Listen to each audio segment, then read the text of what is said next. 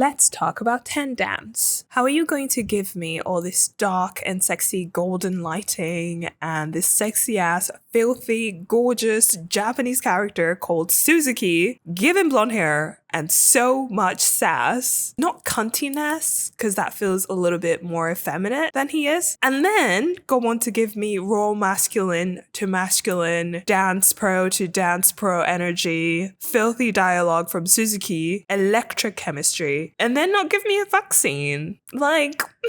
Are you okay? I mean, you shouldn't be surprised I'm saying this because I told you over and over again, we are the channel of bottom of the barrel goodness. So, how are you going to sell me steamy hot summer characters with opposite personalities with that really sexy like trailer and a stiff character versus a passionate one and then not add in a little vaccine? Like, are you okay, Netflix? Either way, Ten Dance technically delivered what was promised, which is amazing kisses between the two characters. They gave us plot, they gave us character development incrementally, and the actors gave us nuanced acting. They had me every single moment, but Netflix was playing in my face because why are you telling me now I have to restart the whole show when I'm almost at the end because your system is lagging? Like, pick another struggle, babes. But yeah, Ten Dance delivered. I would give it an 8 out of 10 just because the emotions were emotioning, the chemistry was there, the sexiness of the main characters, the dancing was on point, the female characters not villainized and also layered as people. However, I think the one thing I didn't get was how we got to their first kiss. Their first acknowledging of sexual attraction and yearning for each other, leading to a kiss, seemed a bit sudden and almost too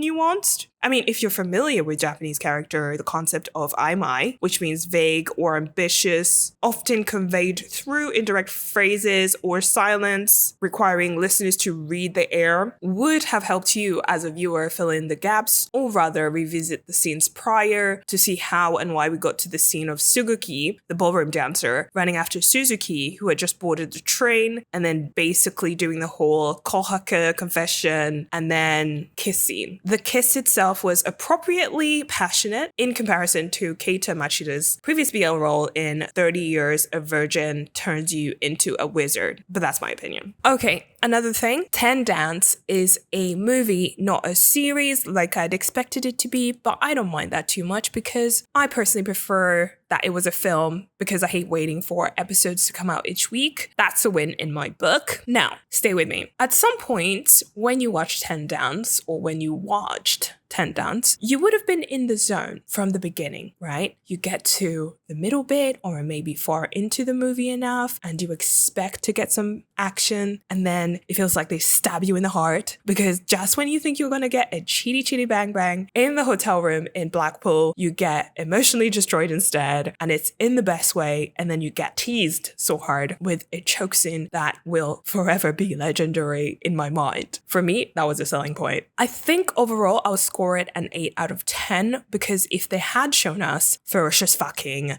to match the general vibe of the movie, intense, sexy, bold, and like most mainstream Japanese BL, in my opinion, you can fight me on that. Marketing-wise, it was unwise to imply there would be more than kisses. It was still steamy, I guess, just not in the way I expected when I first started watching it, say for the first half of the show. I think if they had added fucking, essentially, artistically done, of course, because we're not savages most days, like in Heated Rivalry, it would have propelled it higher or to where it should have been, cohesive from start to finish, in my opinion. These are my honest to God, genuine opinions about Ten Dance. I really, really enjoyed it. I'll definitely watch it again. The blonde character, Suzuki, played by ryomatakeuchi, was super sexy and delivered on character portrayal. His counterpart, his male co-star, Suzuki, the stoic ballroom dancer, played by keitamachida, also delivered. He surprised me with how fearless he came off in this project. I'm really glad I saw him in this film because in 30 Years a Virgin Will Make You a Wizard, you could tell he could act, but not whether he could act well. In Tendons, it was clear he could act because this role required a lot of nuance. It was less about declaring oneself and more about letting the viewer pick up on the vibes, the nunchi. So it did good, but I would have loved some fucking in there at the end because I feel like the whole general vibe of the movie was leading up to that, but then it didn't deliver on that concretely. I feel like with the scene in the hotel at Blackpool, Suzuki, the blonde character, is upset and drunk and then basically makes some moves on Suzuki, the stoic ballroom dancer. He starts making out with him, pushes him down on the bed, straddles his hips, and Suzuki, the ballroom dancer, is just lying there, not moving his lips, just letting himself be ravished. And obviously, he seems to be having a little mental breakdown or something. Anyway, at one point, he flips Suzuki, the blonde character, onto his back and chokes him out a little bit. I don't know why it's sexy, but it is. You know, he proper chokes him out without saying anything. They're both just there having this really intense moment, and I'm having this really intense moment. I'm like, okay, is he gonna fuck him now? But then he doesn't fuck him. So it made me feel things.